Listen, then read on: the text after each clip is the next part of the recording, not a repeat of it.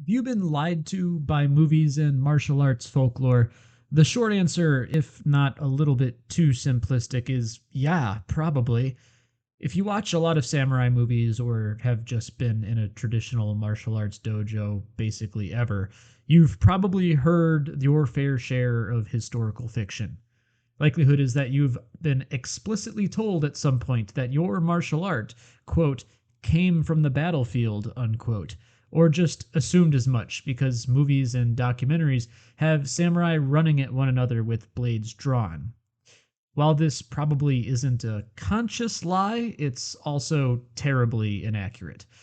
The reality is that piece of popular romantic historical revisionism is still pretty strong even in Japan itself.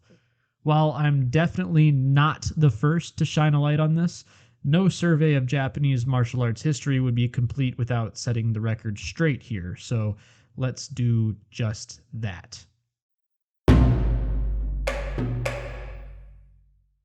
While the sword occupies the seat of honor in popular imagination, the primary weapon of both warrior and noble classes for the first half of written Japanese history was the bow. Not only were mounted bowmen the premier military unit, but the first proto schools of any Japanese martial art began with contest shooting. Family schools known as the Tomo, Ki, and Sakanoue might have been the first, albeit loosely, codified schools. It has been argued that these were hardly martial arts schools, though, and rather ritualized approaches to archery. Either way, this is the first example in history of families taking a sort of ownership over methods relating to martial arts, even if they were primarily religious or artistic. I also want to emphasize here that battlefield archery was broadly tied to the horse. Early encounters tended to be, by modern standards at least, skirmishes that would have played out similarly to a dogfight in two dimensions. Archery, not focused on the battlefield or hunting, was primarily a religious or sport exercise. While court sponsored contests did exist, there were also private contests in which nobles would host and bet on the performance of archers. What we have here then is another example of Japanese martial arts being partially rooted in sport. Between my last video on sumo and this video, I hope it's starting to become clear that sport has been with Japanese martial arts pretty much since the beginning.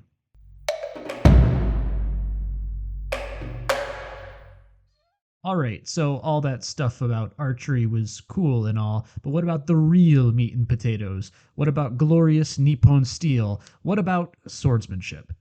Various studies of the earliest battles until about 1400 note that the vast majority of injuries were from arrows.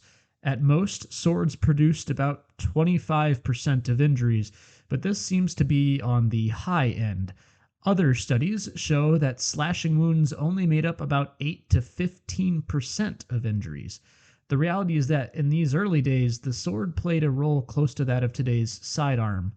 It was never a primary weapon. In fact, paraphrasing Dr. Karl Friday, you would be looking in vain for a single battle wherein a warrior forsakes his bow to fight in close quarters. That's neat and all, but surely the famous Warring States period, the Sengoku Jidai, the sword must have played a grander role here, right? Not really. The Warring States period brought with it new tactics that involved spears and firearms. While the effect of guns is somewhat self-explanatory, spears maybe less so. These spears ranged from 4 to 6 meters in length and were typically used in tight formation. In this formation, soldiers would move side by side to present cavalry charges with a wall of blades, or press into an enemy spear formation to try and destabilize them, or basically break their formation. If a formation was destabilized, a small contingent of warriors, usually wielding naginata, a type of halberd, would either go in to cause enough chaos to break the formation completely, or defend their own formation's stability. The introduction of these new tactics also did not replace old ones. Mounted archers, archers on foot, and mounted lance users all very much still existed and played a vital role on the battlefield. One Tokugawa period scholar, Yamazaki Mihei, wrote incisively, "The warriors of ancient times were called bow pullers. By the time of Nobunaga and Hideyoshi, the spear had become the supreme military technique. Should today's samurai be called spear holders?" What we are left with here is an image of armies that were very mobile, and when they weren't mobile, they used spears, bows, or guns at long or medium range in tight formation. Opportunities to use the sword would have been few and fleeting.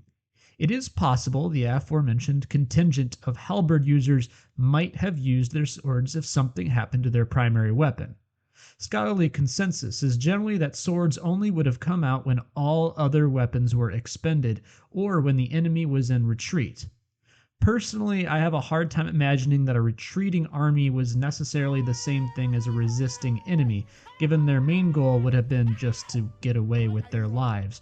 It's not exactly fertile ground for sword versus sword duels as we often imagine. While this video is primarily about weapons, I also want to quickly point out that if swords were never really drawn, there is very little reason to imagine that grappling or other open-handed martial arts played any kind of crucial role on the battlefield. I will posit, however, that these techniques might have been practiced both to develop toughness and for entertainment while soldiers were stationed in camp. More on how warriors engaged in grappling in my next video, so sub up. Similarly, mock swordplay might have also occurred in camp. This is only my own theory, however, and without being in Japan myself to dig through documents and other scholarly work written in Japanese, I can't prove this idea one way or the other, but hopefully I will be able to chain enough nickels and dimes together in the future to maybe look into that. So the answer is basically no. Unless you're shooting a bow or swinging a naginata around, your martial art really did not come from the battlefield. I have strong doubts that the scarce few times swords were actually employed in war were enough to develop robust systems of swordsmanship anyway. That is not to say that some components of martial arts schools didn't come from the battlefield. Some schools passed along battlefield tactics, siege strategies, and even spells for victory. Also, as we just discussed, naginata and bows played a very real role on the battlefield. So some stuff probably did get developed there, just not open-handed jujitsu or swordsmanship. The hyper-focus and subsequent specialization on swordsmanship, however, almost certainly must have been primarily a civilian affair.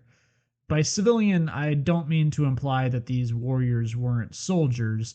They were, but their art was mostly practiced in the context of musha shugyo, a kind of martial aesthetic practice where martial artists would travel the country, fighting skilled opponents to hone their art.